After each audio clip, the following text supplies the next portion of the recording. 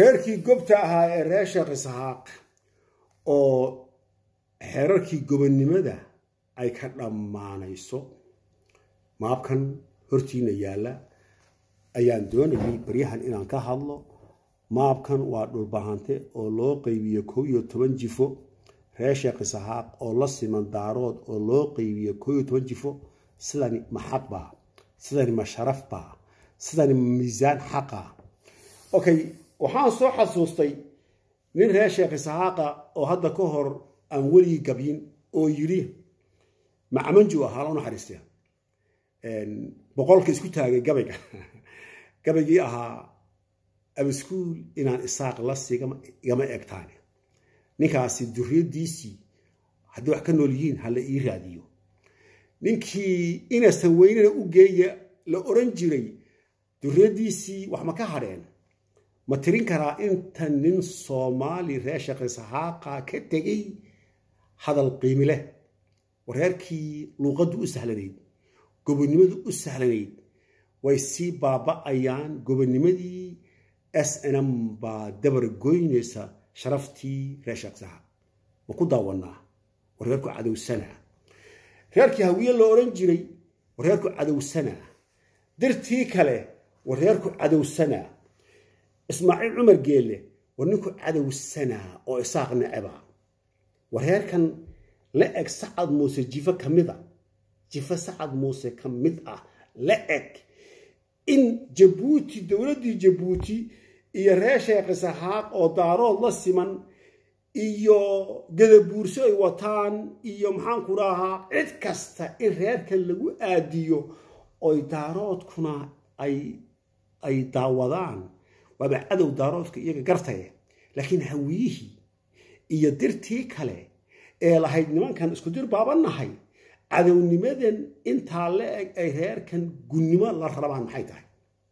adeerow daaroodo idinka reerkan la dhashay hawiya lama dhalan oo dirta la sheegi lama dhalan oo nimankan reer Sheekh Isxaaq waa madi haddii laga tagi waayo ma ogole daarood baa walaalkooda oo waliba kabla laxbaa walaalkooda waana ka u necab yihiin idorow madi baa tahay laakiin madi ilaahay kama dhigine adaa iska dhigay daarood baa ku dhashay sidan waa bahdil gobonnimo inta in la eg oo gobonnimo oo taariikhda aad gelaysaan haddaan arrinta wax laga qaban oo reer Sheekh Isxaaq ka qaban gobonnimo inta in la eg oo dhibic oo ku harta ma jiro. waragii gobta ahaa ee garta geli jiray ee garqaadka geli jiray garnaqsiga geli jiray ee reer Sheekh Isxaaq ma wada dabar go'een SNM waxay dabar goyn sharaftii reer Sheekh Isxaaq lahaa bay dabar goyn intay goor tahay reer Sheekh Isxaaq oo jawaab ka bixiya sidan xaq maahay ka bixiya waxaan u sheegi SNM waxay lu goysay dad badan oo reer Sheekh Isxaaq oo dhalinyarada maanta dhalinyarada reer Sheekh Isxaaq waxaan u sheegi war jamhuuriyadda barakeysan ee ku suxsan tihiin dhulba male waxaan weligii laga sheegaya dhul male meesha la yiraahdo Hargeysa oo qayba iyo Berbera okay iyo Sheekh oo qayba intaasay reer Sheekh Isxaaq leeyihiin taariikhdaas waxay tahay jigjiga haddaynan daaroodku been noo sheegin haddaynan kabaluxu been noo sheegin taa waxaa sii dheer xaggan ka soo bilow hawd iyo hundo waa la siiyey odayaashii absame kuumade kablalax baa siiyey oo waliba xujooyinkii allay baday iyo wajaale iyo habar awal waxay dhulka degantay oo dhan xujadii ninkii siiyey ee ku qoray waa Suldaan Cabdiraxmaan Bade iyo Garadool iyo Suldaan Cabdiraxmaan Nimcaan okay aruurtoodu waa nool shalay ahayd okay dagaal waa dhaceen oo isku dagaalay laakiin dadka reerkii u talinayay garaadadii u talinayay waxay hoosta ka siiyeen oo u saxeen reer Sheekh Isxaaq hadday daaroodku been noo sheegayaan reer Sheekh Isxaaq odayaasha taariikhda joogow sheeg been hadday daaroodku noo sheegaan wax dhulahoo Isxaaq leeyahay oon ka ahayn Hargeysa iyo Sheekho Inyara iyo maxaan ku Berbere ma jirto hadday sheekadu socoto dhulka soo celiya leeyahay jamhuuriyadda barakaysan dhul male soo celiya hadday run tahay war idinku maxaad u aamusantihiin daaroodow haddii dhulka aad siisteen okay ood xujadii Ethiopia aad ku qoran tihiinba meesha ugu caansan maanta maxaan ku dhahaa dekada labaada wajaale waxaa ku qoraa garaad waxaa ku qoraa baa la yidhi dool iyo nimcaan iyo suldaan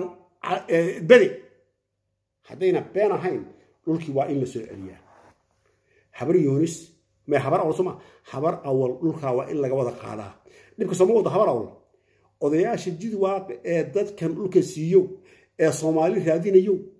ee midnimo raadinayo ee Soomaali u siiyo waanu ka noqonaynaa bay shacab ku taagan yihiin waa in lala xisaabtamaa halka laga bilaabaa waxaana soo gali doonaa live aan ka sheekay si toos ah garaad kulmiye iyo boqor burhaan iyo daasha dhaqanka oo dhan aan la hadlayo hadday tahay xagga reew qoyga raysaaqa iyo xagga daaroodka okay hadday taasi run tahay jamhuuriyadda barakaysan dhul ma haysato okay xageed go'aysan dhulka soo celiya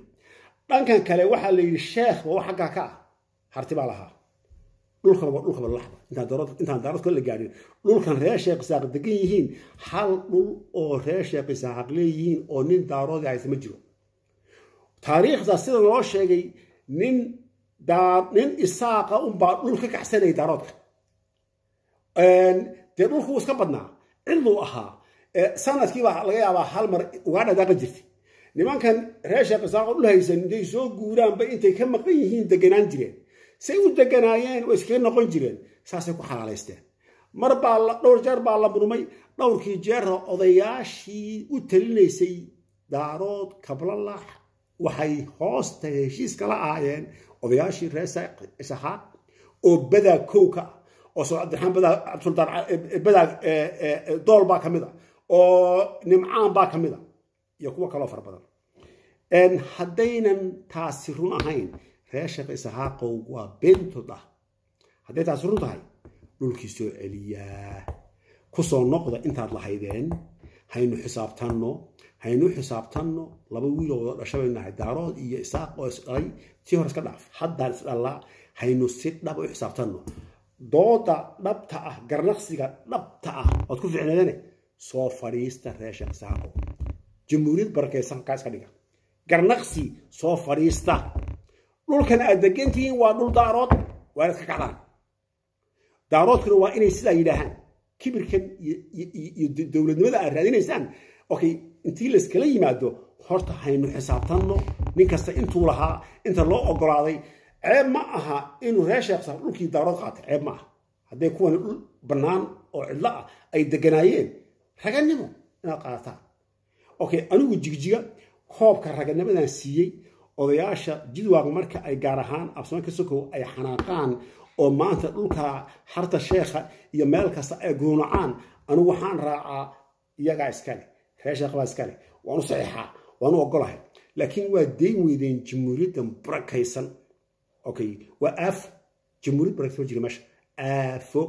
waa dabargoynta iidoor waa dabargoynta reer sheekh isaxaaq waa dabargoynta soomaaliyeed waa dabargoynta sharafta adeero goob garnaqsi haynoo fura oo lagu garnaqsanayo daarood iyo isaaq waxaan u malayn reer sheekh isaaq inuu madayahay uuna nin ka naxaa lahayn hawiyaan ka naxayn oo runta u sheegayn okay ina ismaaciil cumar geelle iyo ciise iyo waxaan ka naxayn maxaan ku dhaha jabuuti waxaan ka naxayn dirta la sheegayo hadday ka naxay lahaayeen ma aynan ogolaadeen sawirkan